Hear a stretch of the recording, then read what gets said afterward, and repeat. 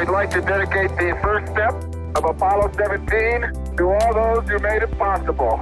More than half a century ago, Apollo 17 astronaut Gene Cernan was the last human to walk on the moon.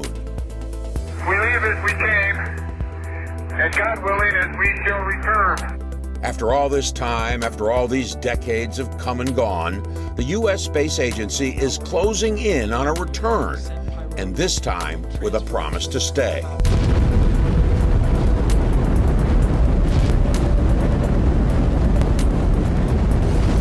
Artemis 1, the uncrewed mission last November that sent the Orion spacecraft around the moon and back to Earth, was, NASA says, a resounding success. It wasn't perfect. The heat shield that will protect astronauts from the 5,000-degree temperatures of re-entry sustained a bit more damage than expected, but it's not a showstopper. So all eyes now turn to Artemis 2. 4 astronauts, 3 Americans and a Canadian, will, if all continues on track, orbit the moon in less than 2 years. So who will they be? Who will retrace the steps of the Apollo 8 crew, the first men to orbit the moon back in 1968? NASA has cloaked their names in a shroud of secrecy, but that will soon change. The announcement, NASA says, will take place on April 3rd. Right now, who the 4 might be is all speculation. But there are 2 names that keep coming up. Reed Weissman, a Navy commander and test pilot, flew to the International Space Station in 2014. We trained for 2.5 years for our work on the space station, but as soon as you come on board, the one thing that we never were able to train for is that lack of gravity. And as soon as you come through the hatch, your world is completely upside down and backwards. Weissman also performed 2 spacewalks during his time on station. I don't like that banner going over my head like that, so let me get that sorted out for a minute. Weissman later became head of the astronaut office in Houston. But by rule, you can't fly if you're the head guy.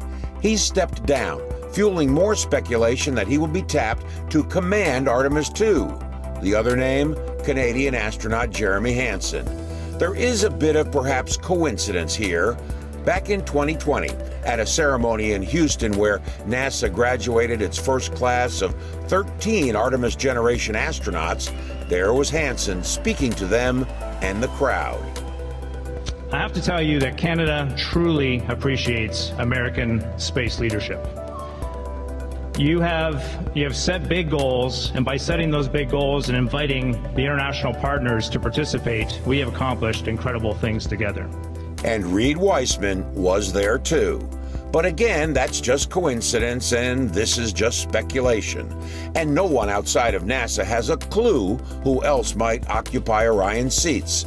The space agency released a series of 18 short videos where astronauts talked about their accomplishments, dreams, and aspirations. Some, like Kate Rubins, have already flown.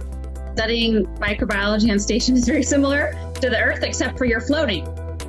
You may be doing the same experiment, but you're conducting it on the ceiling because that's a convenient place to work. We're studying things like sequencing DNA, what happens to the human body in space, and even viruses are an issue in space. Victor Glover has also flown as pilot of the first operational SpaceX Crew Dragon to fly to the ISS. I have fantasized about stepping on the moon. It's my dream. My dream is to work on the surface of the moon. And being able to launch humans from American soil is a very big part of that. And there are those who have never flown, like Kayla Barron, a member of that graduating class of 2020. All right, NASA family and friends, our first astronaut, Kayla Barron. I think the thing that's most important to me is just the inspiration of exploration. I think we all have this innate sense to explore. So now we wait. Whoever the 4 chosen are, their lives will be forever changed. They will be the crew that again takes NASA to the moon's doorstep. For My Radar, I'm John Zarella.